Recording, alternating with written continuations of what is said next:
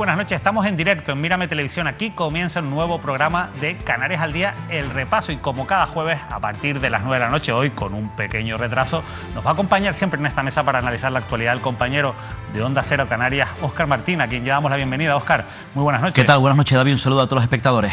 Muchos asuntos sobre la mesa. Vamos a empezar por una cuestión que hemos ido tratando en diferentes programas en los últimos días y que ha sido una noticia que incluso ha tenido una relevancia y repercusión a nivel nacional, y es la situación que están viviendo 30 personas mayores que se encuentran abandonadas en el Hospital de La Palma. Óscar, danos un poquito de contexto de esta noticia. Sí, efectivamente, lo avanzamos en su momento. Decíamos que había una preocupación en la Isla Bonita, en La Palma, como dices, David, por una treintena aproximadamente de ancianos, de personas mayores que aún, pese al tiempo, permanecen ocupando camas en el Hospital Insular, en el Hospital General de la Isla de La Palma.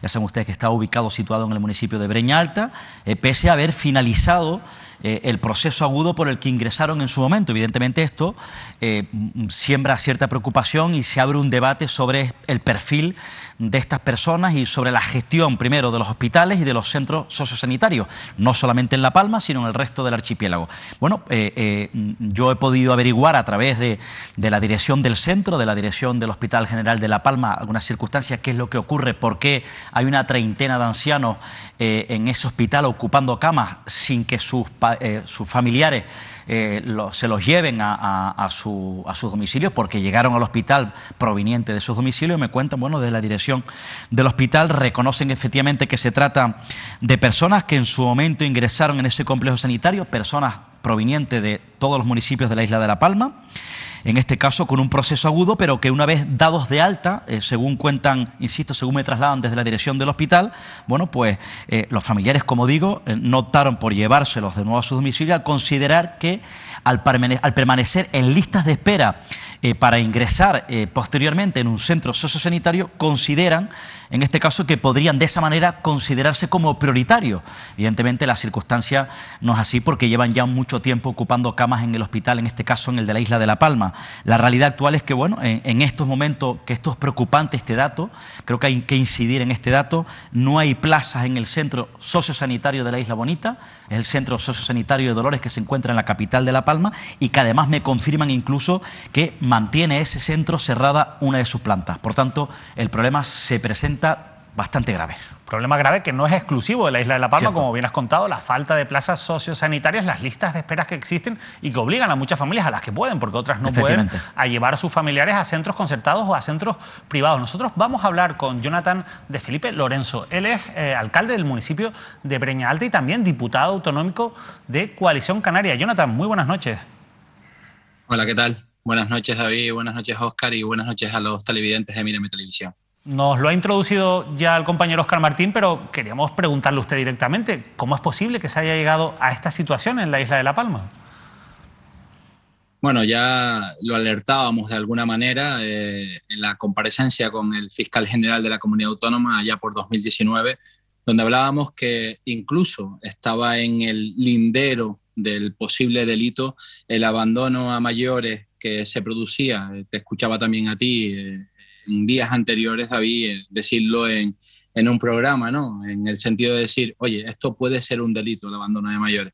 Eso por un lado. Por otro lado, estamos ante una población envejecida en dos islas concretas en Canarias, más que en otras, ¿no? En El Hierro y en la isla de La Palma, una población que además es muy dependiente en este momento y que requiere de recursos prontos, de recursos que le tienen que de alguna forma suministrar o administrar esa necesidad, y familias que de una manera, y ahí conecto con la tercera necesidad, muchas de ellas tienen que conciliarlo con tareas, con labores que tienen que hacer, ¿no? Esa necesaria conciliación familiar, pero otras de ellas, ¿por qué no pensarlo, no? Yo lo llevo diciendo desde el año 2019, ¿por qué no orquestamos fórmulas mediante las cuales hay muchísimas personas, muchísimos familiares que de alguna forma, si se le da ese acceso, ese salario mínimo interprofesional, porque son demandantes de empleo, pueden cuidar a estos mayores? Lo que no es de recibo, y yo lo digo claramente y sigo abogando por ello, es que se tenga acceso a las pensiones de tus mayores, que dicho de una forma vulgar, viene a ser la paga de los viejitos y que luego lo dejes abandonado en el hospital. Eso en ningún caso puede ser de recibo y quizás el sistema se tiene que de alguna manera o tiene que de alguna manera hacer una reflexión. Es decir, tenemos que reflexionar en el sentido de que esto se está saliendo de lo común, no estamos atendiendo a las necesidades de la dependencia, pero tenemos que buscar fórmulas de alguna manera que puedan atender a las necesidades actuales, y en ese sentido hay muchos hijos, muchos descendientes que tienen una obligación civil, no lo olvidemos, hay una obligación civil de atender, de socorrer ascendientes y descendientes por línea recta, y en ese sentido démosle los instrumentos necesarios para hacerlo. Jonathan, la verdad es que aquí hay varias aristas, varias responsabilidades. Una es la de los propios familiares, como bien ha explicado, pero también está la de las administraciones públicas. Las competencias sociosanitarias, en este caso, son del Cabildo de La Palma. Me gustaría preguntarle cuál cree usted que tiene que ser el papel del Cabildo de La Palma, por qué no hay esas plazas convocadas, pero también no olvidemos que a nivel autonómico el Gobierno de Canarias ha prometido una serie de planes de infraestructuras sociosanitarias que año tras año se han ido incumpliendo. Al final, ¿qué le tenemos que exigir también a las administraciones públicas, en concreto al Cabildo de La Palma y al Gobierno de Canarias? Sí, desde luego. Las competencias de base son de la comunidad autónoma, luego se delegan en virtud de convenio en los cabildos insulares de La Palma, que luego a su vez se subdelegan en los municipios, ¿no?, en las entidades locales.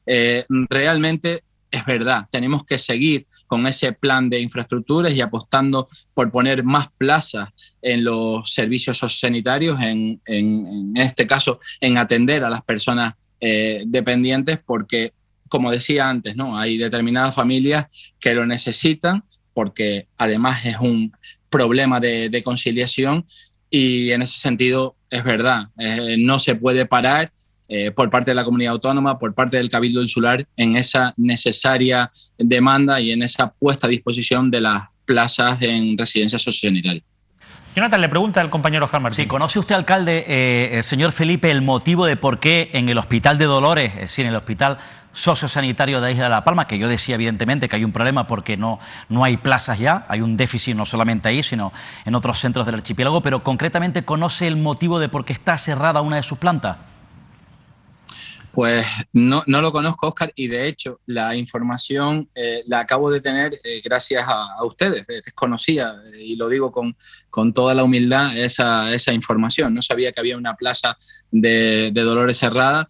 He escuchado la demanda y de alguna forma la petición de mi compañera Ángeles del municipio del Paso, que además es consejera en el Cabildo Insular de La Palma, pero no sabía que se trataba de que había una planta del Hospital de Dolores cerrada. Pero vuelvo a repetirles, de verdad, estamos hablando, y Óscar y David, perdónenme que lo diga, y estoy en el Gobierno de Canarias, estoy en la oposición y no debería hacer este tipo de pronunciamientos.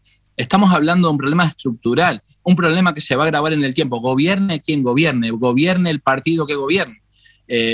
Pongamos los puntos sobre las sillas. Es muy fácil ahora mismo, de alguna forma, encender el ventilador y echarle barro en los ojos a la persona que tiene la capacidad de gestión. Yo llevo gestionando un municipio durante 7 años y es muy difícil que con los problemas actuales y con la gestión que se está teniendo actualmente atendamos a estas personas.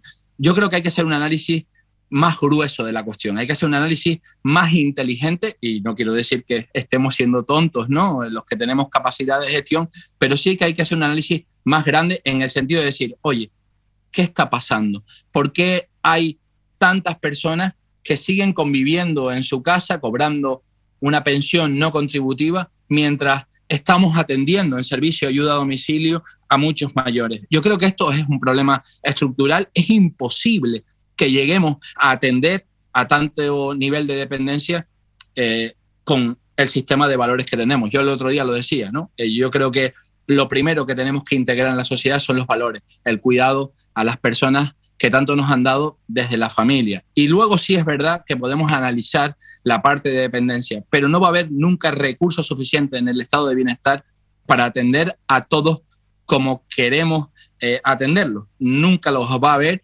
si no hay, de alguna forma, un arrimar el hombro por parte de las personas, de las familias y de la sociedad en su conjunto. Para eso entiendo, Jonathan, que habrá que buscar consensos políticos. Usted lo decía, lo cierto es que esta pelota se ha ido pasando de un gobierno a otro, de un tejado a otro. Siempre, cuando hemos entrevistado aquí a las diferentes consejeras de políticas sociales de la comunidad autónoma y de los cabildos insulares, siempre han reconocido el problema. O sea, el diagnóstico está, pero es que al final los ayuntamientos, que son la primera puerta que tocan los ciudadanos, aunque no tengan la competencia directa, que poco a poco, bueno, pues a lo mejor pueden tener competencias delegadas, pueden tener esos servicios de atención de ayuda domiciliaria, se encuentran con que son el contacto más directo con las familias. Como alcalde de un municipio, en este caso como alcalde de Breña Alta, ¿qué le puede decir a sus vecinos? ¿Cuál es la solución que se les puede pedir, en este caso, a los responsables políticos? No sé si tiene que haber una mayor unidad por parte desde la FECAN, desde la Federación Canaria de Municipios, si hay que ser más, hay que presionar más a la comunidad autónoma, o si hay que empezar a ser conscientes un poco, yo creo que usted lo decía, de que esto a lo mejor no tiene una solución como hasta ahora se ha planteado y hay que buscar nuevas fórmulas. Lo que está claro, David, es lo que de alguna forma lo que intento expresar en el día de hoy, y me alegro que me hayan dado la oportunidad, ¿no? Bajo mi punto de vista, evidentemente, y no deja de ser una opinión. Está claro que tenemos que seguir apostando por crear plazas sociosanitarias, sobre todo en materia de conciliación. Hay muchas personas, hay muchas familias que se les escapa incluso no solo por un tema, como digo, de conciliación, por un tema de que el nivel de dependencia es tan alto que requiere de recursos específicos y especiales. Pero es verdad que hay personas y familias que ocupan, miren ustedes, ¿no?, en el Hospital Universitario de La Palma, plazas que habría que ver, ¿no? Habría que ver si las personas que dejaron al mayor en el hospital, y lo voy a decir así de simple, ¿no? Y así se lo manifesté al fiscal de la comunidad autónoma en su momento, habría que ver si están cobrando la pensión de los propios mayores que están en el hospital, de sus propios padres y madres, porque puede pasar eso. Entonces, lo que hay que hacer es una regulación propiamente dicha del sistema, porque eso es lo que realmente de alguna forma está diluyendo nuestra capacidad de ver la realidad. Pero sí es verdad, la pregunta concreta que me ha hecho David, ¿qué le diría a mis vecinos? Desgraciadamente, me encuentro todos los días con vecinos que llegan en una situación desesperada, y los vecinos que me llegan en la situación desesperada precisamente no son personas que quieren dejar abandonados a sus mayores, sino todo lo contrario. Son personas que vienen buscando una solución de las instituciones y probablemente no la encuentran porque el sistema está como está en unas ocasiones, y en otras ocasiones porque tenemos que seguir apostando, como dije, por la creación de plazas sociosanitarias. Jonathan de Felipe, de verdad, muchísimas gracias por habernos acompañado y por habernos ayudado a entender un poco cuál es esta situación, y también por esa posición de autocrítica y de crítica también ante esta situación, porque no es un problema en el que haya que señalar a unos culpables concretos, porque hay muchísimas responsabilidades y sobre todo porque es una cuestión muy compleja que requiere quizás de un análisis mucho más profundo que el de la simple crítica o el simple señalamiento de los responsables políticos. De verdad, muchísimas gracias. No, gracias a ustedes por llamarme y por tener en cuenta esta cuestión que me parece muy importante. No dejen de hacer hincapié en esto. Gracias. La verdad es que es un asunto, Óscar, que hemos tratado muchas veces en esta mesa.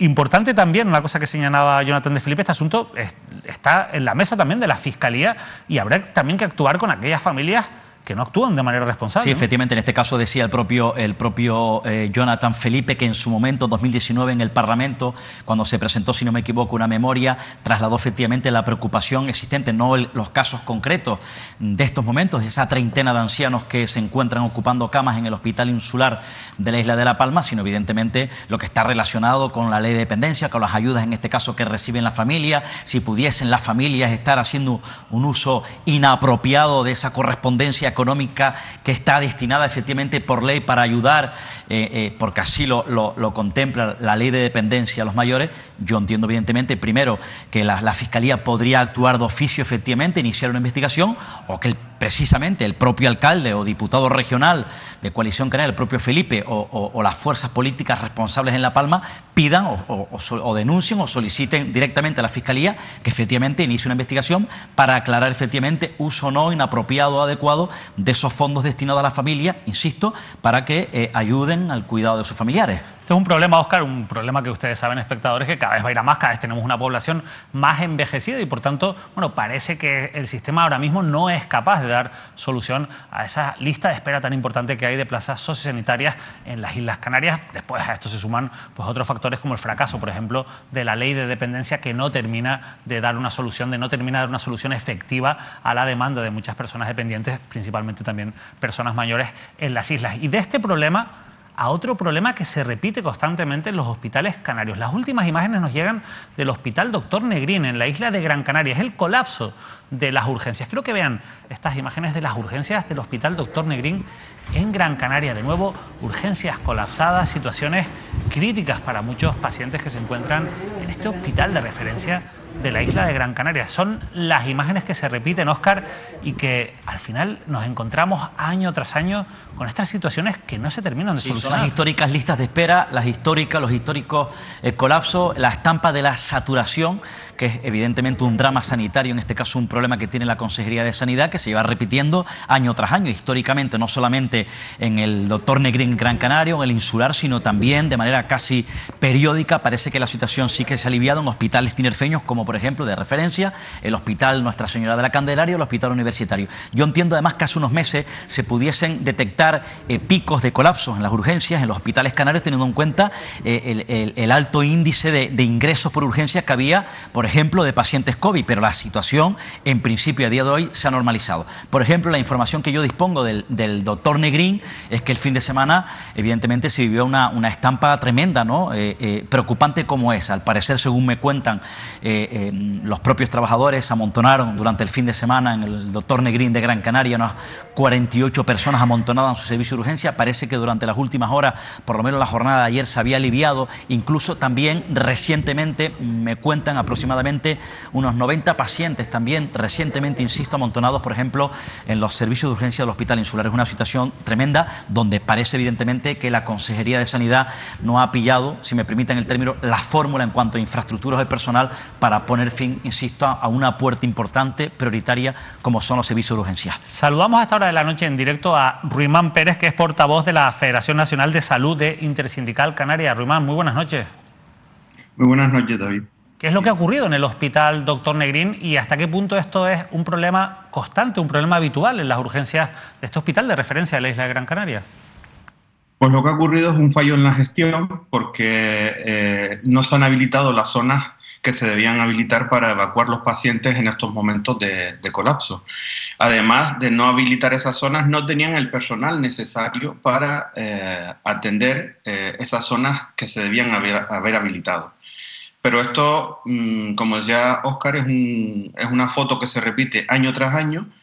El Hospital Dr. Negrín no es ajeno, a pesar de que lo quieren hacer buque insignia de la sanidad en Gran Canaria, pero también es un hospital que hace aguas por las carencias en la gestión de la sanidad y porque llevamos años de recorte y austeridad, como decía ayer también en otro medio de comunicación, y siguen recortando en la contratación de personal y por supuesto las infraestructuras que tenemos no son suficientes para atender estas situaciones. Además, el tema que estaban tratando anteriormente se puede enlazar perfectamente con este, puesto que esos pacientes que están ocupando camas de agudos y que son pacientes sociosanitarios entorpecen la evacuación de estos pacientes a planta, de los pacientes agudos, y además que estos pacientes ancianos, estos pacientes mayores, no están en el lugar adecuado para recibir la atención que necesitan, que debería ser un centro sociosanitario.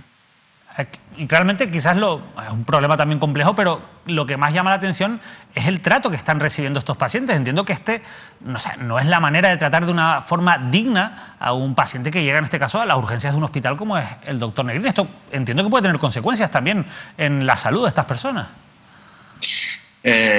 El trato es profesional porque los compañeros hacen su labor de la mejor forma posible. El problema es cuando perdemos intimidad y cuando tenemos a los pacientes abandonados en los pasillos, abandonados entre comillas, no abandonados por el personal, sino por las instituciones sanitarias que han institucionalizado los pasillos, porque he de recordar que, por ejemplo, en el Hospital Insular de Gran Canaria se han enumerado zonas en los pasillos para identificar las camillas, que esto es gravísimo. Zonas de pasillos delante de los ascensores, donde los los pacientes pierden la intimidad. Y no solo esto, voy más allá. Los propios profesionales están trabajando en inseguridad laboral y jurídica, podríamos decir, porque los pacientes incluso tienen que llamarlos a gritos y quedan fuera del alcance de su vista para vigilarlos. Es una situación muy grave y que se intenta normalizar, y esto no es normal. Esta situación no debe ser normal y durante más de 2 décadas la llevamos sufriendo, y los políticos y los gestores de la sanidad canaria, independientemente del partido al que pertenezcan, no han hecho absolutamente nada y siguen sin hacerlo. Un problema que se alarga durante más de 2 décadas. Le pregunta el compañero Oscar Martín. Señor Pérez, buenas noches. ¿Conoce algún dato en concreto o una realidad, una estampa que nos pueda hacer conocer una fotografía de cuántos ancianos, cuántas personas mayores, a raíz efectivamente de este debate que se ha reabierto, que no es nuevo, pero se reabre con motivo de lo que ha trascendido en La Palma, pudiesen estar ocupando camas dados de alta ya en su momento, tanto en el Negrín como en el Hospital Insular? Pues mira, Óscar, en el Hospital Insular podemos hablar de que el dato actualizado a día de ayer eran 58 pacientes sociosanitarios que deberían estar fuera del hospital y están ocupando camas de agudos. Pero insisto, lo que más me preocupa es que son nuestros mayores, que deben estar en los centros adecuados y debemos tratarlos de la forma adecuada con esos cuidados sociosanitarios. El paciente que más tiempo llevaba en el hospital lleva 1.102 días esperando por un centro sociosanitario. En el Hospital Dr. Negrín podemos estar rondando una cifra parecida.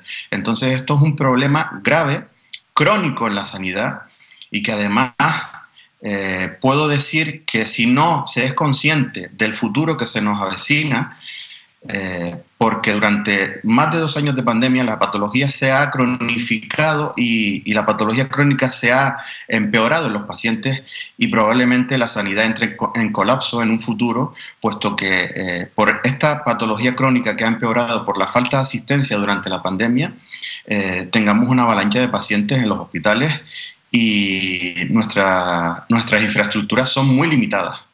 Ya, esta es una realidad dura que se está viviendo en Canarias, que están sufriendo los canarios.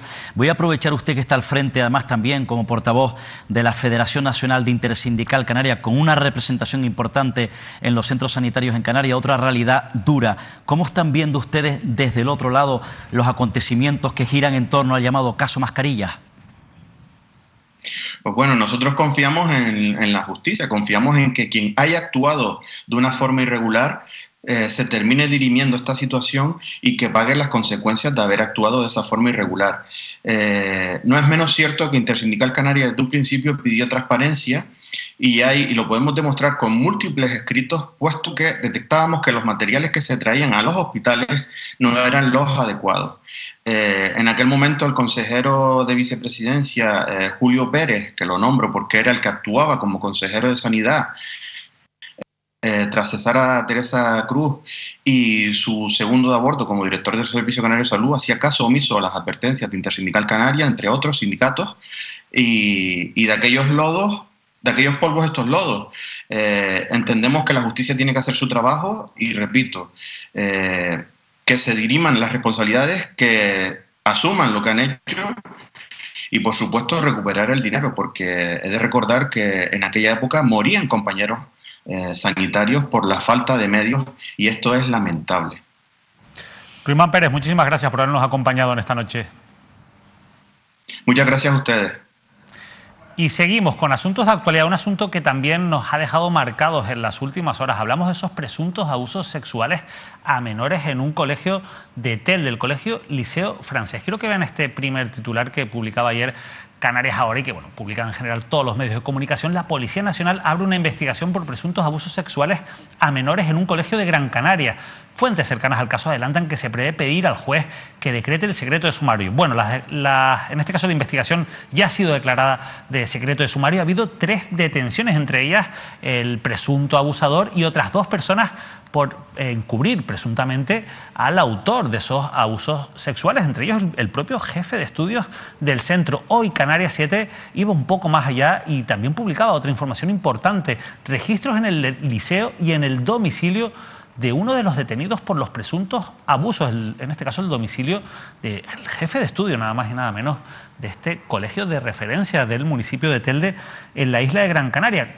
la investigación está bajo secreto de sumario, no hay mucha información. Sí que hemos sabido que esto ha saltado a raíz de las diferentes denuncias de familiares y sobre todo de la denuncia de un menor de 3 años que, bueno, pues a través de un peluche pudo describir a sus padres pues esos tocamientos que, en este caso, el presunto abusador sexual llevaba a cabo a las víctimas. Óscar Martín, la verdad es que, bueno, un asunto que nos pone los pelos de punta, sin duda. De momento tenemos que, evidentemente, mantener la cautela. Es una investigación que está abierta, pero la policía ha intervenido, está actuando, hay una investigación judicial y no hay solo una denuncia, hay varias denuncias. Parece que es un comportamiento, insisto, presuntamente que se producía de manera reiterada. Efectivamente, en ese centro, en ese colegio de Telde, es un asunto, desde luego, tremendamente preocupante, muy delicado, requiere, por tanto, mucha cautela, mucha delicadeza en el trato incluso de la información. Hay que esperar, efectivamente, a cómo avanza la investigación. Cierto es que la novedad, como dice David, es un punto de inflexión, ya hay una investigación, ya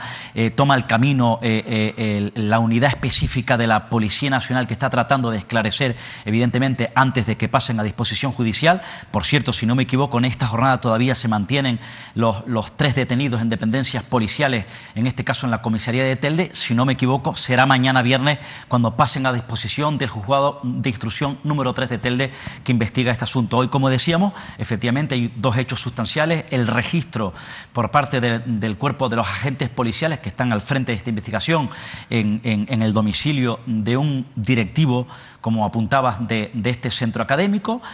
También, evidentemente, los registros de la unidad de delitos tecnológicos de la Policía Nacional, delitos informáticos dentro del propio centro, y en principio las miradas, efectivamente, están centradas en una persona, un ex trabajador, según publican algunos rotativos de Gran Canaria, que parece ser que era trabajador no docente de este centro educativo, que al parecer, recuerdan, insisto, los medios informativos, abandonó el centro acusando, tal y como relatan, a estudiantes de secundaria que lo habían difamado y que por esa razón, insisto, cuentan algunos rotativos de Gran Canaria, se había marchado, y también, en principio, a un trabajador, en este caso del centro. Debe ser tan sangrante, tan duro y delicado el asunto, insisto, independientemente de que hay que esperar a cómo se desarrolla la investigación con toda la cautela que requiere un caso, pero desde luego conocer que gracias al relato de un niño de tan solo 3 años salta efectivamente este escándalo, a mí me parece una cosa tremendamente preocupante y, desde luego,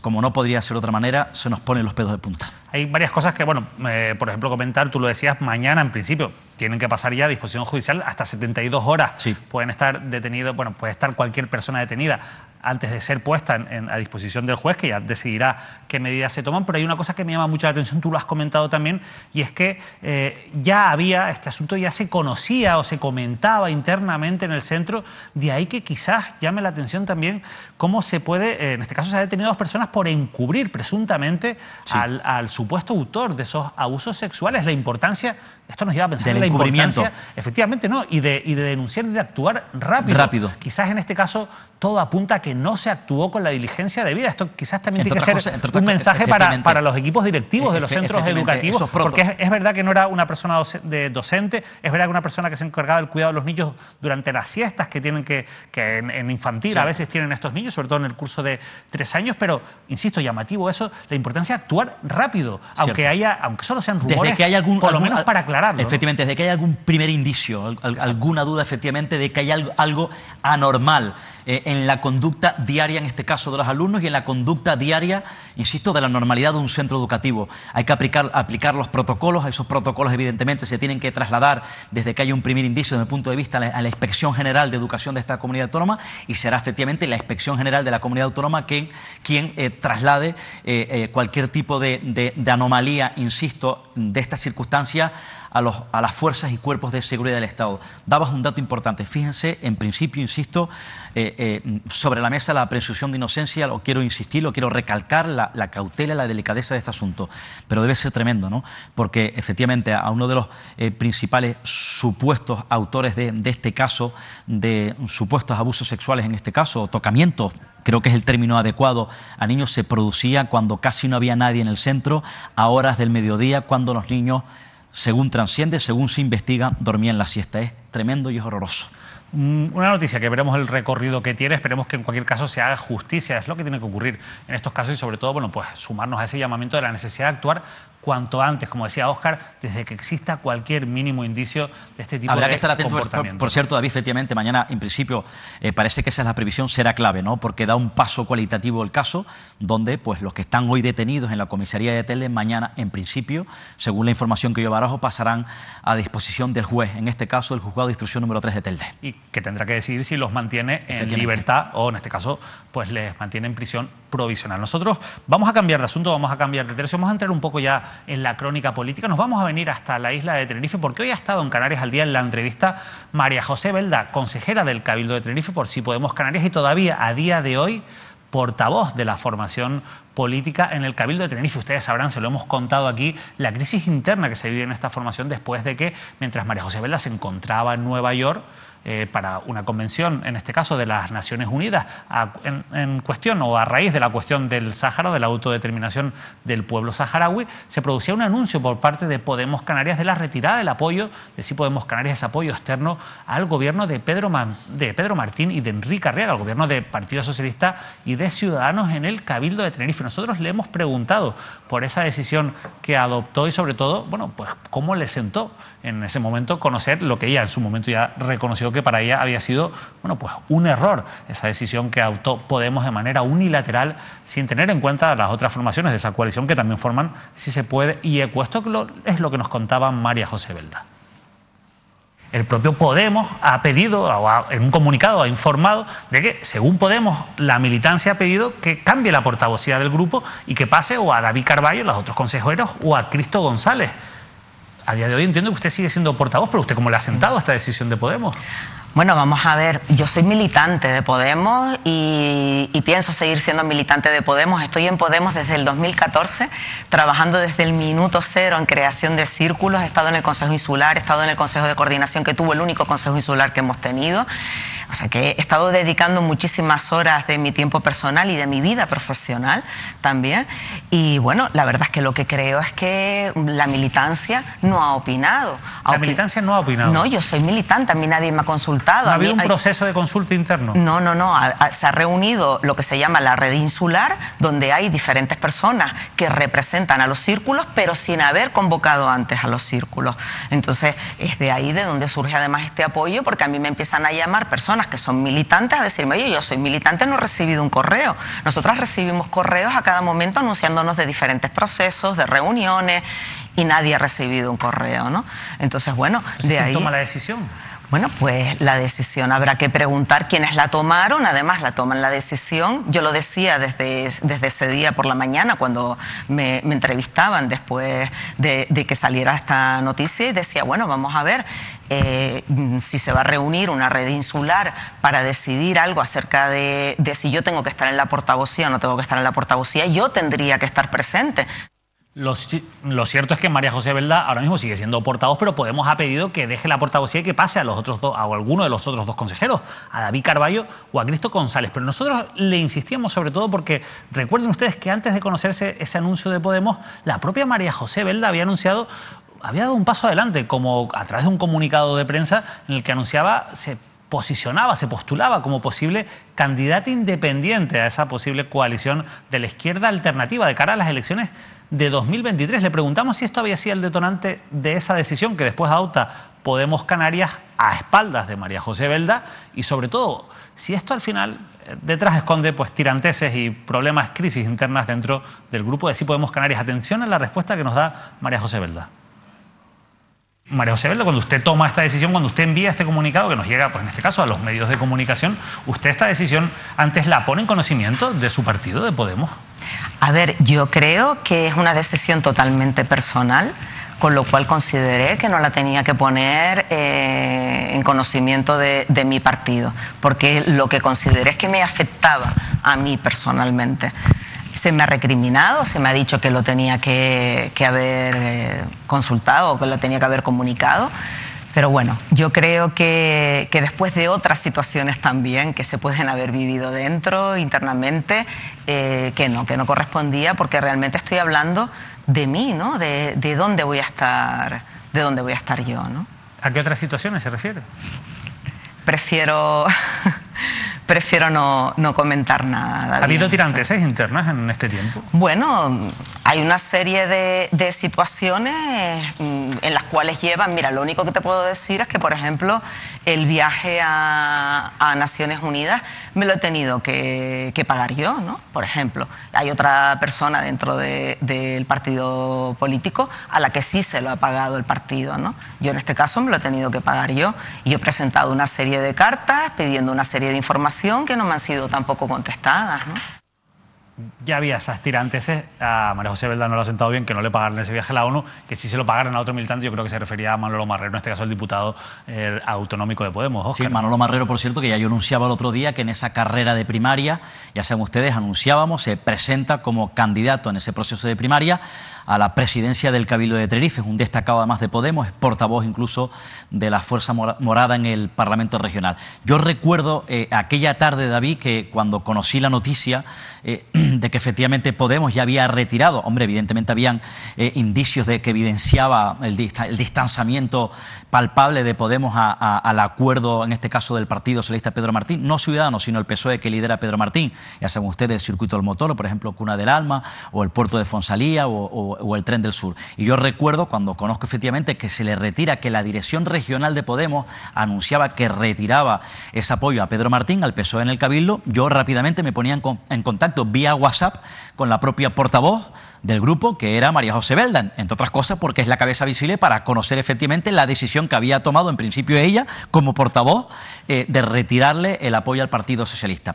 Pero luego ella me dice, me transmite a través de WhatsApp que no está en la isla, que está en Nueva York y que no es ella quien tiene que dar declaraciones, no es ella quien tiene que asumir ese asunto, porque de hecho ella me cuenta a mí que no es una decisión que toma ella como portavoz, que efectivamente, ahí está la sorpresa, es una decisión que toma la dirección de Podemos en Canarias sin contar con la autorización o el beneplácito de la que es portavoz del grupo en el Cabildo Insular de Tenerife, que ella se había enterado a través de los medios de comunicación. Evidentemente yo ahí deduzco, sin lugar a dudas, que se presentaba ya por lo menos una crisis interna. Lo nieguen o no lo nieguen, pero lo que es evidente es que hay una crisis interna dentro del grupo de Podemos en el Cabildo Insular. A ver qué ocurre ahora, porque efectivamente de aquí al mandato tendrán que buscar un sustituto a la señora Belda. Belda ha dicho que se marcha, va a confluir a tratar de crear una alianza, una corriente de izquierdas en Tenerife a partir de 2023, pero, insisto, se mantiene como consejera. Ellos parece que quieren sustituirla, insisto, como portavoz. Habría que ver la decisión que toma la señora María José Belda, cuando además el liderazgo ahora desde fuera, porque ya estamos en campaña, en pre-campaña, lo podría tomar el propio Manolo Marrero. Pero ojo, con un Podemos fracturado, con esa ficción del grupo en el Cabildo, habría que ver cómo articulan las votaciones y los posicionamientos o no de algunos asuntos trascendentales que evidentemente van a ocurrir, que tienen que ver con la isla de Tenerife y que se van a debatir en los plenos del Cabildo Insular de Tenerife. Eso será una buena prueba para saber la unión o la brecha interna que pueda tener el grupo de Podemos en el Cabildo de Tenerife. Por ejemplo, presupuestos que se tienen que aprobar para el próximo ejercicio, que efectivamente. Y de hecho yo recuerdo hablar con Laura Fuentes, la secretaria general de Podemos en Canarias. Primero me decía que ella no entendía por qué cuando tomó la decisión la señora Belda de terminar el mandato y marcharse y crear o liderar una corriente de izquierdas, en este caso en Tenerife, por qué no se lo había comunicado o se lo había trasladado a la propia dirección del partido.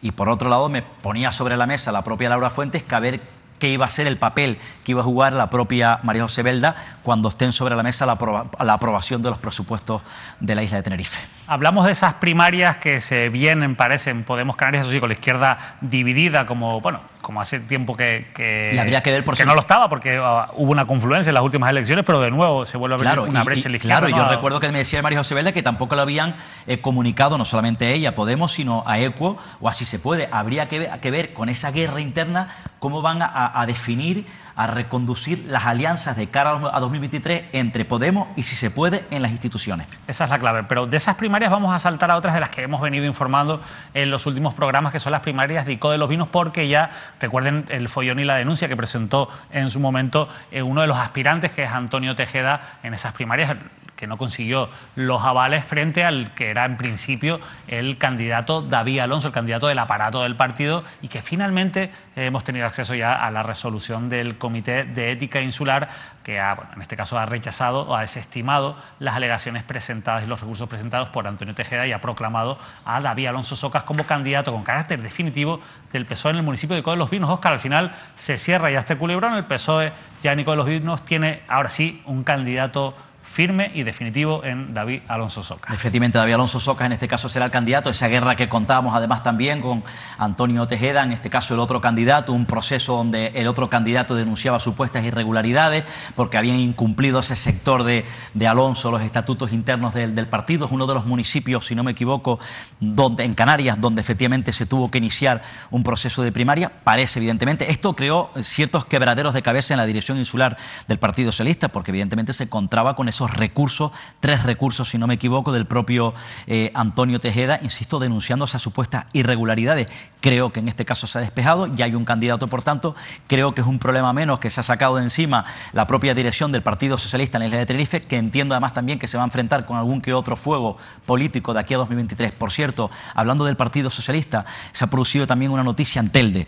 En el Ayuntamiento de Telde hay una división ya desde hace algunos meses, una fractura entre el Grupo Socialista, grupo de la oposición en Telde. Allí gobierna Nueva Canarias con Nueva Canarias. Se ha fracturado, se ha marchado, por ejemplo, un hombre fuerte, el portavoz adjunto, que es Tino Denis, un histórico, un conocido del mundo del fútbol, además de la isla de Gran Canaria, del portavoz adjunto. Se ha marchado, ha dimitido por estar, en este caso, en contra precisamente del proceso de elección también. Ahí hubo un proceso de elección, recuerdo ahora también, de cara a las candidaturas, para llevar en este caso el poder orgánico del partido, con Alejandro Ramos, que es director general de trabajo, hombre fuerte del equipo de Torres. Parece que él quería seguir llevando las riendas de la agrupación local del Partido Socialista en Telde. El propio Tino Denis denunciaba supuestas irregularidades, en este caso no candidatura, sino interna. Al final se marchó, dimitió, y de hecho en estas últimas horas se formalizó su marcha en el Pleno y fue muy duro, tremendamente duro con el Partido Socialista. Guerras internas abiertas a raíz de las candidaturas. Hemos hablado de ICO de Telde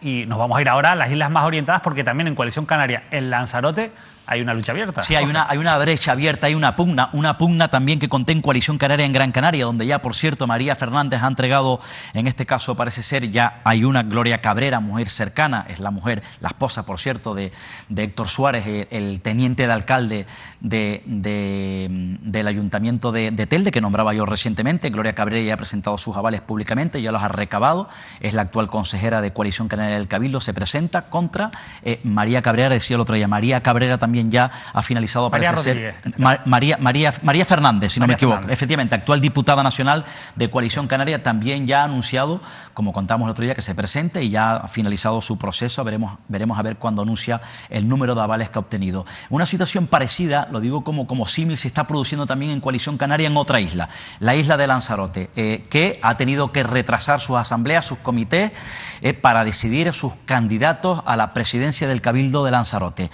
Hay varios nombres. Imaginarás que uno de ellos, que quiere, pese a todo, pese a sus asuntos judiciales, quiere ser candidato a la presidencia del Cabildo de Lanzarote, que es Pedro Sanginés, un hombre que está acorralado por algunos casos judiciales en la isla de Conejera. O sea, Pedro Sanginés no va a dar un paso a un lado, él sigue adelante. Efectivamente, parece que Pedro Sanginés quiere ser candidato, ya fue presidente del Cabildo de Lanzarote, pero se ha encontrado con un hombre fuerte de su mismo partido, que evidentemente ha podido crear su aparición cierta fisura, cierta pugna, y que se hayan retrasado los comités. Es Osvaldo Bettencourt. Osvaldo Bettencourt es un hombre fuerte de Coalición Canaria, hombre también cercano, por cierto, si no me equivoco, al expresidente y secretario general de Coalición Canaria, Fernando Clavijo. De hecho es diputado regional de Coalición Canaria, que quiere abandonar, que ha anunciado que no va a ser candidato de Teguise, porque actualmente es alcalde de Teguise, independientemente que es diputado regional de Coalición Canaria. Se encuentra la organización de Coalición Canaria de Lanzarote con esa pugna. El propio Pedro Sanginés, a quien apoya, y ahora Osvaldo Bettencourt, un hombre fuerte también para Coalición Canaria. Pero son dos personas cercanas a Fernando Clavijo. Efectivamente, en principio, Pedro Sanginés es un hombre muy cercano a Fernando Clavijo, y entiendo además también que el propio Osvaldo Bettencourt es un hombre cercano, porque entre otras cosas el núcleo duro de él, de diputados, entiendo, en el Parlamento regional. Ojo, porque también suena el nombre, entiendo que puede ser quizás un nombre de consenso, una alternativa ya, la tercera, que es Migdalia Machín. Migdalia Machín es consejera del Cabildo de Lanzarote, es la secretaria general de Coalición Canaria de Lanzarote, la que va a tener que poner orden junto a la Secretaría Nacional en este posible desaguisado. En caso, están esperando evidentemente a la celebración, no hay fecha, se han pospuesto primero de la Asamblea de Teguise y del Comité Insular, entiendo, para tomar decisiones en cuanto a quién sería el candidato. Entiendo que ellos están buscando que haya consenso. Si se marcha finalmente como alcalde el propio Osvaldo Bettencourt, que quiere ser, insisto, candidato, hay dos nombres que suenan en este caso como sustituto de este destacado diputado regional de Coalición Canaria, que son dos hombres, un hombre, Tony Caballero, y Olivia Duque. Son dos posibles candidatos a la alcaldía de Teguise. Por cierto, su asamblea se ha tenido que retrasar, evidentemente, porque hay que ver qué pasa en esa pugna entre Pedro Sanginés y el propio Osvaldo Bettencourt. Vamos a pegar un pequeño salto hasta la isla de Fuerteventura, porque se ha archivado la denuncia de acoso laboral contra la consejera insular del Partido Popular, María Saavedra. Esto al final había generado también un conflicto interno importante dentro del Partido Popular en Fuerteventura, por también, en este caso, la denunciante que es la pareja de Fernando Enseñat, del presidente del partido. Contaba en su momento que había que la dirección regional del Partido Popular, con Manuel Domínguez a la cabeza, tenía una papa muy caliente en Fuerteventura, que si no resolvían, evidentemente podrían llegar al límite de montarle una gestora, en este caso al propio Fernando Enseñat, que es el presidente insular del Partido Popular en Fuerteventura, insisto, teniendo en cuenta esa crisis a menos de un año de unas elecciones. Ahí se produjo en el Cabildo Insular, en el grupo del Partido Popular, una crisis. ¿Por qué? Efectivamente, una trabajadora del propio Cabildo Insular de Fuerteventura, pareja, persona de la máxima confianza, por tanto, de una relación importante personal con Fernando Enseñat, presenta una denuncia, trabaja en ese área, una denuncia por supuesto acoso laboral contra la señora Saavedra, que es consejera del Partido Popular del Cabildo de Fuerteventura. Evidentemente, el propio Cabildo contrata a una empresa externa para que trate de dirimir si efectivamente se aplica el protocolo interno, pero para que trate de dirimir si ha habido o no, o si se produjo o no ese supuesto acoso laboral, repito, denunciado por esa pareja de Enseñat a esta consejera. Ha pasado un tiempo, un mes y pico, me confirman esta misma tarde que, bueno, al final el órgano instructor del Cabildo, es un órgano designado efectivamente por el propio Cabildo Insular, ha archivado esa denuncia de esa trabajadora contra la propia Saavedra. Parece ser que evidentemente no han visto indicios suficientes o argumentos para establecer evidentemente o determinar que sí se produjo. Por tanto, ese órgano instructor designado en el Cabildo ha archivado esa denuncia y además teniendo en cuenta incluso el clima, la crisis que se había abierto. Desde luego el propio Enseñat ha tratado de huir durante todo este tiempo, porque hay sectores dentro del Partido Popular de Fuerteventura que la acusaban. Por eso la crisis de la que les cuento, que se le pudo haber enfrentado o lo pudo haber aparecido al propio Manuel Domínguez, que sectores del Partido Popular, en este caso de la isla de Fuerteventura, acusaban al propio Enseñat de conocer esa situación y haber ocultado dentro del partido efectivamente esa denuncia, insisto, la trabajadora, una persona muy cercana del propio Enseñat. En cualquier caso, insisto, archivada. Una denuncia archivada. Manuel Domínguez estará el próximo lunes en Canarias al día de la entrevista a partir de las 8:30 aquí en esta mesa, en este plató, y este probablemente sea uno de los asuntos que pongamos sobre la mesa en las muchas preguntas que tenemos para el presidente del Partido Popular en Canarias. Eso será el lunes. Nosotros ahora nos vamos unos minutos a publicidad y venimos. Como han visto, tenemos mucho contenido y lo que queda.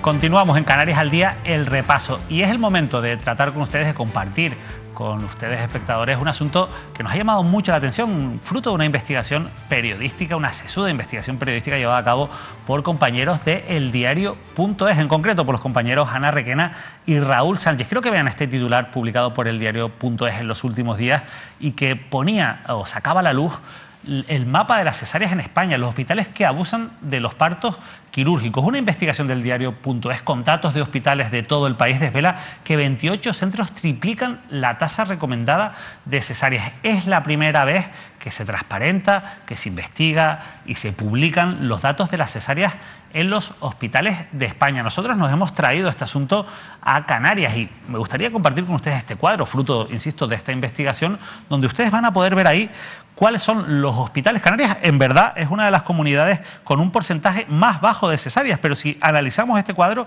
nos encontramos, bueno, con una gran cantidad de hospitales privados que tienen, bueno, pues una alta tasa de cesáreas que practican cuando se producen los partos. Llama mucho la atención, sobre todo, bueno, pues esta serie de hospitales donde ustedes ven que incluso llegan a alcanzar la mitad o superar la mitad de las prácticas de partos a través de prácticas quirúrgicas. Bueno, quien mejor nos va a poder explicar este asunto y con quien ya vamos a conectar es uno de los autores, junto con Ana Requena, de esta investigación, que es nuestro compañero Raúl Sánchez. Raúl, muy buenas noches en directo. Muchas gracias por estar con nosotros. Muy buenas noches, un placer estar con ustedes. Antes que nada, un poco explícanos la metodología que han llevado en esta investigación. ¿Por qué hasta ahora no habíamos conocido informaciones como esta sobre el número de cesáreas que ha habido en España y un poco las principales conclusiones a las que ustedes han llegado? Exactamente, yo creo que esta información, el tema es que se habían como dado como algunos datos como más generales, como agrupados por ejemplo por provincias o por comunidades autónomas, en los que ya se señalaba un poco que había unas grandes diferencias territoriales en la tasa de cesáreas. El tema que demostramos con esta investigación es que las diferencias, esa brecha entre tasas de cesáreas no es solo por comunidades autónomas, sino directamente hospital por hospital. Es decir, que la probabilidad de que una mujer a la hora de dar a luz tenga una cesárea en el parto no solo depende del lugar en el que pare, sino también del hospital dentro de la comunidad autónoma en el que pare. Esta es una información que además España yo creo que tiene un problema tremendo a la hora de publicar información referente a las administraciones públicas o información pública que empezamos a solicitar a través de aprovechándonos un poco de la ley de transparencia hace un año, que fue que pedimos esa información. Entonces el gobierno se negó, en este caso el Ministerio de Sanidad, se negó a remitirnos esta información y nosotros reclamamos al Consejo de Transparencia, que nos dio la razón de que esa información tenía que ser pública, pero que a lo mejor no había que poner los nombres de los hospitales. Entonces lo que hizo el Ministerio de Sanidad fue básicamente enviarnos esta información muy detallada, pero sin identificar el nombre de cada hospital, es decir, con códigos anónimos, por decirlo de alguna manera. Entonces lo que nosotros hemos hecho es básicamente un trabajo un poco de hormigas de identificando cada uno de esos códigos a partir de datos que ya estaban públicos en memorias anuales de hospitales, a partir de memorias corporativas, de informes publicados, preguntando directamente a los hospitales y a las comunidades autónomas, a los servicios de salud de cada una de las comunidades autónomas, para identificar cada uno de esos hospitales. Lo que hemos conseguido es un mapa en el que tenemos el detalle de las cesáreas que, bueno, en este caso de los partos y los partos que se han realizado por cesárea, de 360 hospitales entre 2010 y 2020. Y en Canarias, Raúl, nos encontramos, por ejemplo, con ese cuadro vemos Hospital Lanzarote con un porcentaje de cesáreas del 61%, el Vitas Hospital de Santa Catarina con un 46%, el Hospital Insular Nuestra Señora de los Reyes en La Gomera con un 45%, el Hospital Universitario, el Hospitem Belví con un 31,4%. Y quizás lo que más les va a llamar la atención a los espectadores es esa brecha, esa diferencia entre hospitales públicos y hospitales privados. Da la sensación de que no es lo mismo, como bien decías, o las posibilidades de que te hagan una cesárea si vas a un hospital público que si vas a un hospital privado. ¿Esto a qué se debe?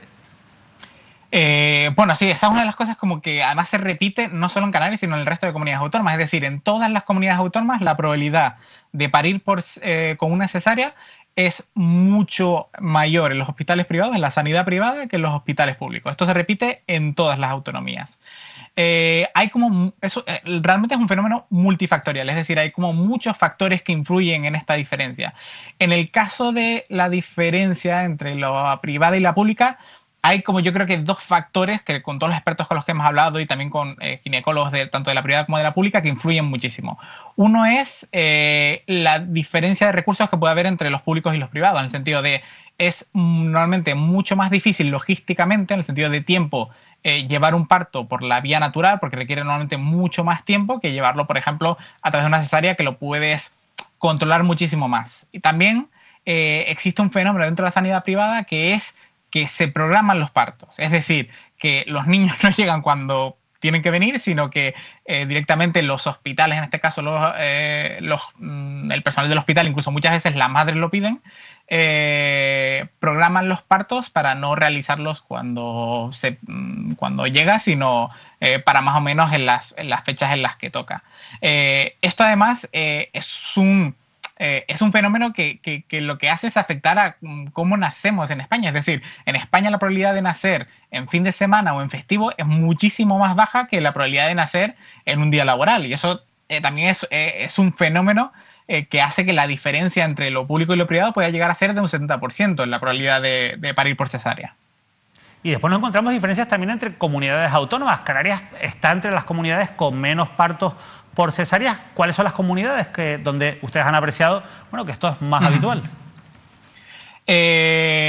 Básicamente yo creo que son como 3 o 4. O sea, hay como, yo creo que 2 grandes grupos de comunidades. Están sobre todo Navarra, Asturias y Euskadi, que son las que están con unos porcentajes muy, muy bajos, que han hecho como unas políticas de parto, sobre todo dentro de la sanidad pública, muy específicas para favorecer los partos naturales.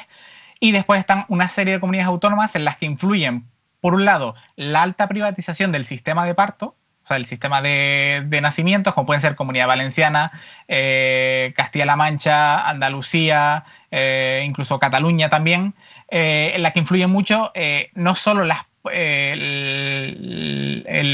presencia de la sanidad privada, sino también las políticas que se producen en la pública. Es decir, la diferencia no es solo a la hora de la probabilidad de tener una cesárea o no entre lo público y lo privado, sino que muchas veces los sistemas de salud de distintas comunidades autónomas tienen unos porcentajes tan distintos de cesárea que no se corresponden, por ejemplo, con la edad de las madres. Y eso yo creo que es uno de los factores, o sea, una de las cosas que hemos intentado revelar con esta investigación. Es decir, que las diferencias por comunidades autónomas no las podemos explicar porque el perfil de la madre sea distinto. La verdad es que son datos muy interesantes, Raúl. ¿Hasta qué punto hay un factor económico? También tú decías que es un asunto multifactorial, pero ¿hasta qué punto tiene que ver también un factor económico en estas decisiones que se toman? Yo creo que en el caso de la privada sí puede haber un factor económico en el sentido, sobre todo de recursos. La mayoría de hospitales privados son hospitales que no tienen los recursos de los públicos y muchas veces uno de los grandes problemas, y es lo que nos ha costado sobre todo los ginecólogos y los expertos en esta investigación, es que es mucho más sencillo logísticamente un parto por cesárea, aunque es una operación mayor, es una operación quirúrgica, que un parto por la vía natural, porque a lo mejor un parto por la vía natural, si lo quieres hacer por esa vía, normalmente te puede tardar, en algunos casos, entre 10, 16 horas, a veces pueden ser más rápidos, pero que lo normal es que no exista como una certeza sobre cuándo va a terminar. Sabes cuándo empieza, pero no cuándo termina. Con la cesárea, ese factor te lo quitas un poco, en el sentido de que tú sabes cuándo empieza y también sabes cuándo termina. Y muchas veces lo que nos avisan un poco los expertos es que se ha defendido como una política del parto en el que predomina un poco la mecanización, es decir, que se intenta como promover la cesárea como la vía más idónea para parir, cuando no existen estudios de que eso sea así. Me ha llamado la atención también, Raúl, la parte que nos comentabas al principio. Al final estos datos ustedes se los piden al Ministerio de Sanidad, pero el Ministerio de Sanidad no se los da, tienen que ir al Consejo de Transparencia. ¿Qué interés puede tener el Ministerio de Sanidad en que no se conozcan estos datos, Raúl? Yo creo que eso es más relacionado más que con que el Ministerio no quiere revelar los datos, con una cierta cultura también promovida muchas veces en las leyes estadísticas, por ejemplo, en la que tenemos en España, que es que apenas se utilizan y apenas se publican datos detallados de las cosas que nos pasan a nuestro alrededor. Es decir, hasta hace 2 años, por ejemplo, no teníamos datos de renta, datos de ingresos, lo que llamaríamos por secciones censales, lo que llamaríamos como calle a calle, que son datos súper importantes para intentar, por ejemplo, localizar focos de desigualdad, focos de pobreza geográficamente. Pues esto lo mismo pasa con los hospitales, es decir, la mayoría de datos de los hospitales se pueden encontrar como, por ejemplo, desagregados en memorias que publican algunos hospitales específicos, sobre todo los más grandes, pero no existen una serie de indicadores que se publiquen sobre hospitales, pero no solo sobre cesáreas, sino sobre toda la atención sanitaria que dan los hospitales, y que muchas veces esos datos ayudan a identificar fenómenos, fallas, errores o limitaciones que tiene el sistema público, que como la administración la mayoría de los casos no los analiza, y como tampoco los publica, no se pueden analizar desde fuera, muchas veces esos que llamaríamos como esas fallas, esas posibilidades que tenemos de mejorar nosotros como sociedad, pues que no se pueden utilizar esos datos para intentar identificar esos fenómenos, esas desigualdades que existen en el sistema. En este caso, la brecha es a la hora de parir, pero que hay muchísimas brechas en todo el sistema público. La verdad que, bueno, para eso también está la labor periodística. Desde aquí también felicitar a todo el equipo del diario.es, en concreto también por esta información, a Ana Requena y a ti, Raúl, porque gracias a ese trabajo de transparentar datos fundamentales en nuestro día a día podemos tener más información también de cómo son pues las realidades sociales que nos rodean. De verdad, muchísimas gracias, Raúl. Muchas gracias a ustedes, un placer. Llama la atención eso, Óscar, ¿no? Sobre todo al final tienen que ser los periodistas los que saquen adelante o transparenten esos datos, porque el Ministerio de Sanidad, bueno, pues al final tiene una política de opacidad con esto y con otros datos. Efectivamente, cuando tienen que ser las instituciones con datos trascendentales, efectivamente, que influyen en la sociedad, este tipo de datos en la familia, en las personas, son relevantes, lo hemos conocido a través de Raúl, es clave la radiografía que ha hecho en torno a este asunto, pero al final, efectivamente, gracias a la labor de los periodistas, en esa labor difícil, compleja de investigación, se hace obra, ¿no? Se protagoniza esa transparencia de la que presumen las instituciones y que al final no son ellos los protagonistas. A mí me parece, por cierto, gran trabajo el que han hecho de investigación, porque además también este tipo de esta transparencia sobre estos datos es clave en esta sociedad. Eso es clave. Nosotros vamos a cambiar de asunto, porque hoy ha habido jornada de pleno en el Parlamento de Canarias y hoy ha habido un día importante para el futuro de la llamada reconstrucción de la isla de La Palma después de los efectos del volcán. La verdad es que hoy, de nuevo, se ha vuelto a llevar una modificación de ese decreto ley 1/2022, que se aprobó para permitir a los afectados por el volcán construir, eso sí, los afectados por la pérdida de una primera vivienda, construir en espacios protegidos. Es la quinta modificación. Vamos a ver este titular que publicaba Canarias Ahora: unanimidad en el Parlamento canario para que los afectados por el volcán puedan nidificar en suelos de especial protección. Lo presentaba, sí, o esta iniciativa la presentaba el propio José Antonio Balbuena, el consejero de Transición Ecológica. Esta propuesta, por lo que se hace, es matizar y dejar perfectamente definido que en aquellos suelos BB 1.4, que también son de protección paisajística, conforme al Instrumento de Ordenación Insular de La Palma, pues también se pueda de alguna forma extender los efectos del decreto ley 1/22, siempre y cuando pues tengamos, evidentemente, al estar actuando sobre una normativa de carácter insular, parece lógico que tengamos previamente los informes por parte del Cabildo que no hay ningún tipo de problema para que pueda edificarse en esos suelos. Esto, evidentemente, es una matización más de este decreto ley 1.22 que está dirigido a lo que está dirigido, que son las primeras viviendas. Y hoy lo que se trae es, en cumplimiento con la normativa, pues la petición por parte del Gobierno al Parlamento y a la Cámara para la convalidación del mismo. Y es verdad que se nos ha trasladado, no entendemos que sea necesaria su tramitación por la vía urgente como ley, ya que está en cierne un decreto ley más amplio que no afecta a esto, sobre todo porque este lo que hace es una matización de un decreto ley que ya está aprobado. Por lo tanto, esto es lo que tenemos que plantear por parte del Gobierno. Unanimidad de todos los grupos en esta modificación, pero no están del todo de acuerdo desde la oposición. Por ejemplo, el diputado del Partido Popular, Jacob Cuadri, ha planteado los problemas que esto puede generar cuando tenga que informar el propio Cabildo Insular de La Palma y los técnicos correspondientes sobre esa necesidad o no, o esa posibilidad de poder edificar en determinados suelos que están protegidos por normativas superiores. Escuchamos al diputado del Partido Popular. Este decreto te remite a una autorización, a un informe favorable del Cabildo para poder fabricar dependiente de los valores naturales de esa zona. Un informe que ni siquiera este decreto te dice si lo tiene que evaluar un técnico, si es el órgano ambiental insular. Un informe y una autorización que va a depender de la protección ambiental que tenga el suelo. Puede ser una zona SEC, zona de especial conservación, una CEPA, una zona especial de protección para aves, una LIC, una red natura. Es decir, cualquier protección ambiental puede originar un informe negativo y, por lo tanto, la no licencia de esa obra. Los suelos en La Palma con protección paisajística y agrícola, que hace referencia a este Real Decreto, están llenos, consejero, de este tipo de protecciones. Protecciones de rango superior al Cabildo, leyes normativas a nivel estatal que ningún técnico va a incumplir. Van a denegarse muchas, pero muchas de estas licencias por este motivo, incluso muchos particulares ya con un gasto hecho. aventura del Partido Popular, que van a denegarse muchas solicitudes. Tampoco termina de convencer, aunque insisto, han votado todos los grupos a favor a Coalición Canaria. Hablaba Nieves Lady Barreto, la anterior consejera de Política Territorial del Gobierno de Canarias, actual diputada autonómica, de la necesidad de que esto se hubiera hecho a través de una ley y no de un decreto ley.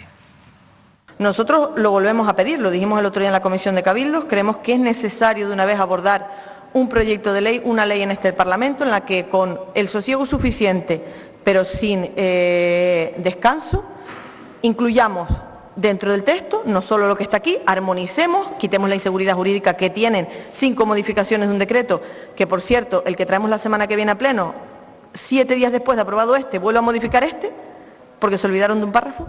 A estas alturas, de verdad, que nos tenemos que plantear tramitar una ley, no queda otra. Y si tanto hablamos de consenso y de tender la mano, lo que no entendemos es que, oye, al Parlamento le han hurtado siempre, en los 10 decretos leyes de La Palma, le han hurtado la posibilidad de opinar, porque opinar no es solo sentarnos y hablar, opinar también es participar en la redacción de un texto. Y eso aquí no ha pasado.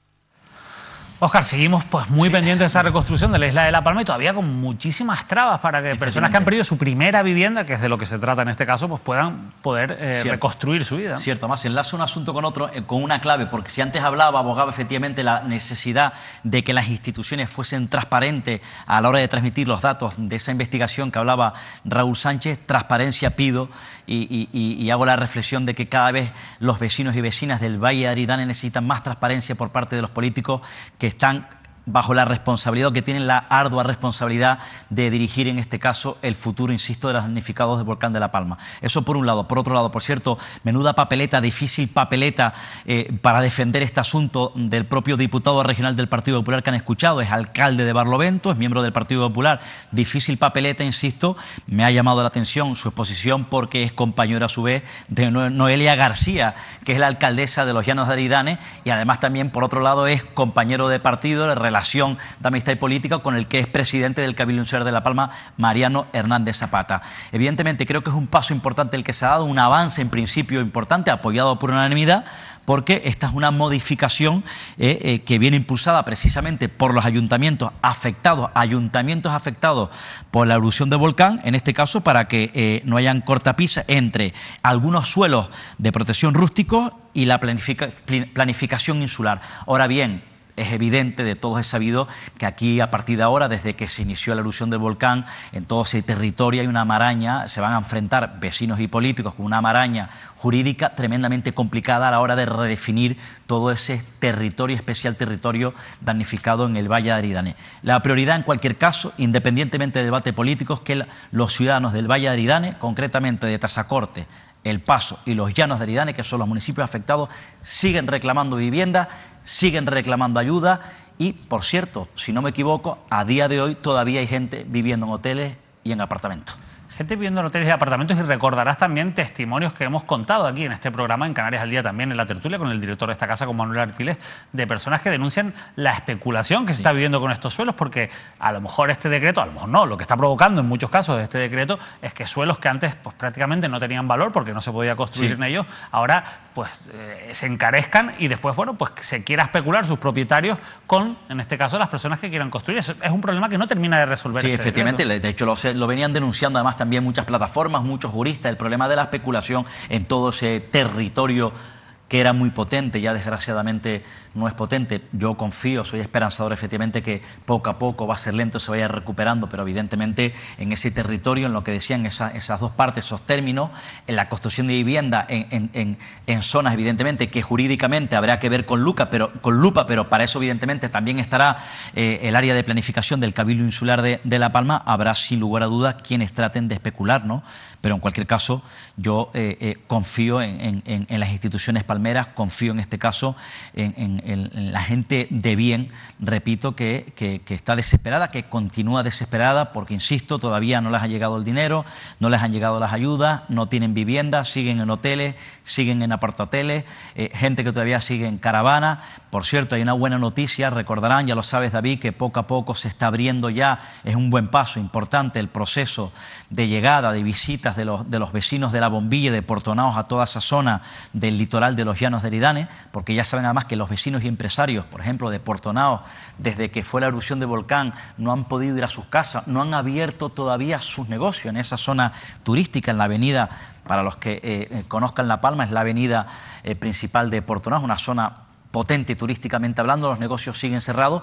Ya esta semana, eso sí, acompañados por expertos, por técnicos del Cabildo Insular, por lo menos en un proceso de unas horas, van visitando ya acompañados sus casas, sus viviendas, sus negocios en la zona de Portonao y en la zona de La Bombilla. Parece ser que en principio esos días, según comunicaban desde Salud Pública, la tónica, los gases, lo que era los gases, porque era la principal causa de la prohibición, parece que iban mejorando y confían en que con el paso del tiempo efectivamente llegue a la normalidad y por tanto ya de manera definitiva los vecinos y vecinas de Portonao y La Bombilla podrán recuperar sus casas y sobre todo los empresarios abrir sus negocios que, créanme, están tremendamente ahogados en la zona de Portonao. No vamos a perder de vista lógicamente esa recuperación de la isla de La Palma tan necesaria, pero no podíamos despedir el programa de hoy sin hablar de una noticia que hoy publicaba Diario Avisos, era portada del rotativo tinerfeño y que nos vuelve a mostrar la cruda realidad de la pobreza que vivimos en Canarias, en este caso en el sur de Tenerife. Los precios desbocados empujan a más familias a las colas del hambre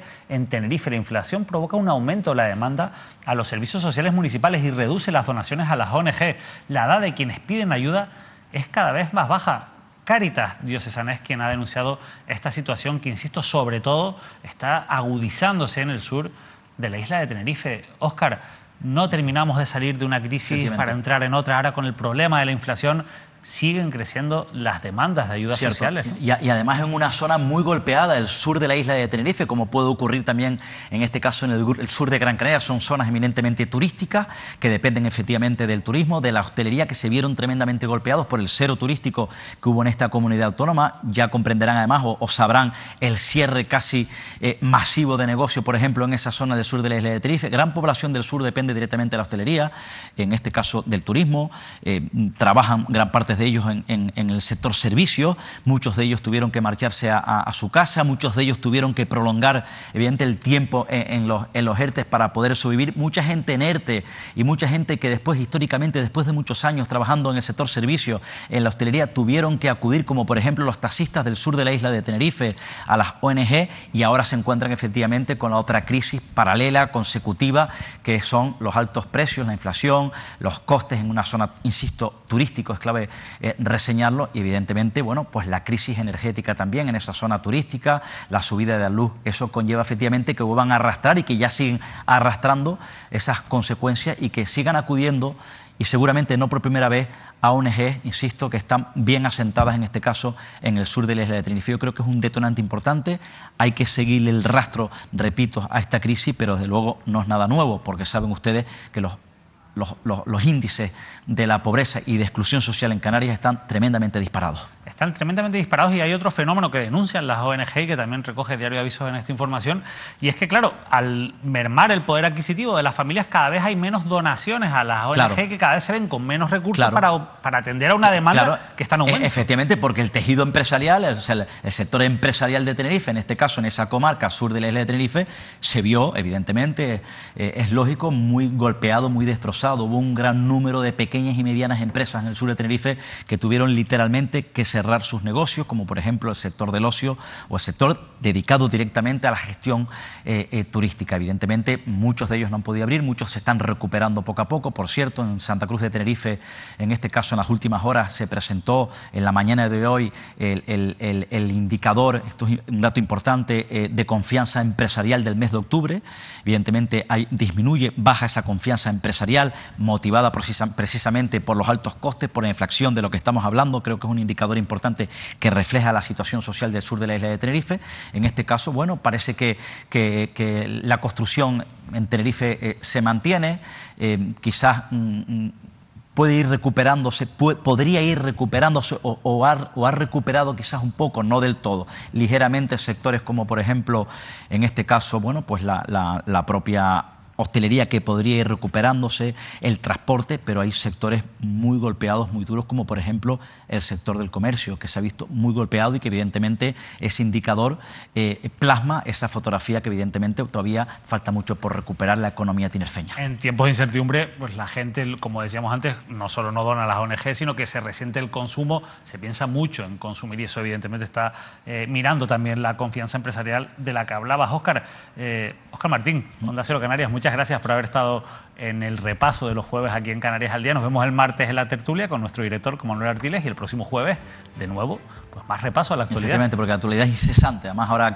con el periodo que toca, evidentemente, son testigos los espectadores de que hay mucha abundancia informativa en Canarias. Nada, buenas noches, David, y buenas noches a todos los espectadores. Muchos asuntos que vamos a seguir, como siempre, como les decía, cada martes en la tertulia con Manuel Artiles y con Óscar Martín, y también los jueves aquí en Canarias al Día, el repaso. Pero hoy nos vamos a despedir con unas imágenes inéditas captadas por Enrique Talledo. Son los fondos marinos de Canarias. Insisto, son imágenes que no se conocían y que muestran, estas imágenes captadas por el director de Secretos del Océano, las fascinantes coladas de rocas magmáticas que se encuentran en nuestro mayor tesoro, nuestro mar. Con ellas queremos poner punto final a este repaso de la actualidad en Canarias al Día. Tenemos un tesoro, sin duda, en nuestra naturaleza y también en nuestros fondos marinos. Que pasen una feliz semana. Que se prolonga hasta las profundidades del océano.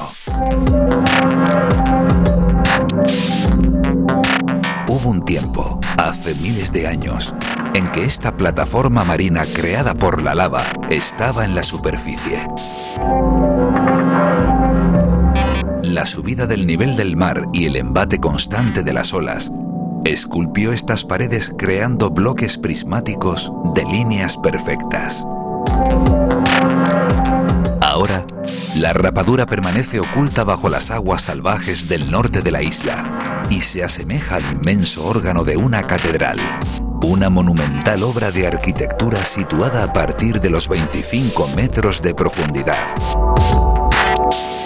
La naturaleza encierra grandes tesoros en el mundo submarino. La rapadura es uno de ellos.